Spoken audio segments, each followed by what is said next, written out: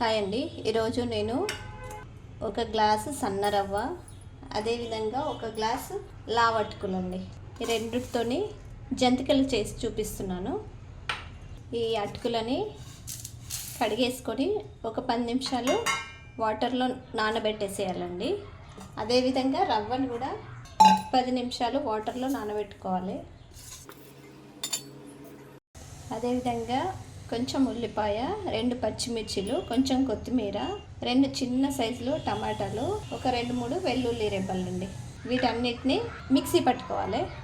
ఇదిగోండి మిక్సీ పట్టేసేసుకున్నా. ఇందులోనే కడిగి పెట్టుకున్న అటుకులు కూడా వేసుకోవాలి. అదేవిధంగా సన్న రవ్వ అండి, సన్న రవ్వ కూడా ఇందులో వేసేసుకోవాలి.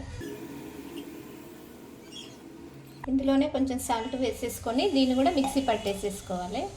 ఇప్పుడు ఈ మిశ్రమంలోకి ఒక గ్లాసు బియ్యం పిండి కూడా తీసుకోవాలి.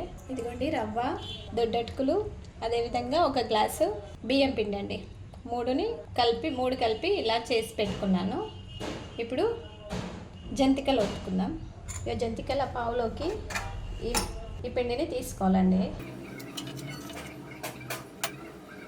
ఇప్పుడు ఒక డిష్ పెట్టుకొని అందులో ఆయిల్ పోసానండి. ఈ ఆయిల్ వేడి కాగానే జంతికలు ఒత్తుకోవాలి. ఆయిల్ వేడైందండి. ఇప్పుడు ఈ జంతికలు ఇందులో వేసేసుకున్నాం.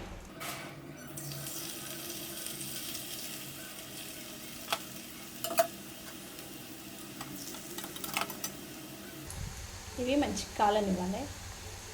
ఇదిగోండి ఇంకొంచెం కాలనివ్వాలి.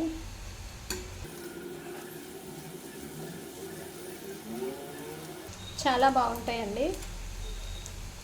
సన్న రవ్వ, దొడ్డటుకులు, బియ్యం పిండి ఈక్వల్ క్వాంటిటీలో తీసుకున్నా నేను.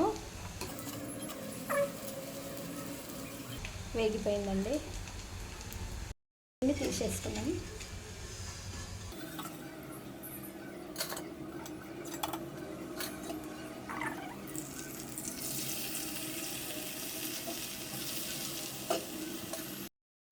ఇదిగోండి జంతికలు. అయితే గ్లాస్ సన్న రవ్వ, గ్లాసు దొడ్డటుకులు, అదేవిధంగా గ్లాస్ బియ్యం పిండి, 3తో చేసిన జంతికలు అండి. చాలా టేస్ట్ ఉన్నాయి. మీరు కూడా ఒకసారి ట్రై చేయండి. ట్రై చేసి టేస్ట్ చేసి ఎలా ఉందో ఒక కామెంట్ పెట్టండి. అలాగే మా ఛానల్ని సబ్స్క్రైబ్ చేసుకోండి. Thank you.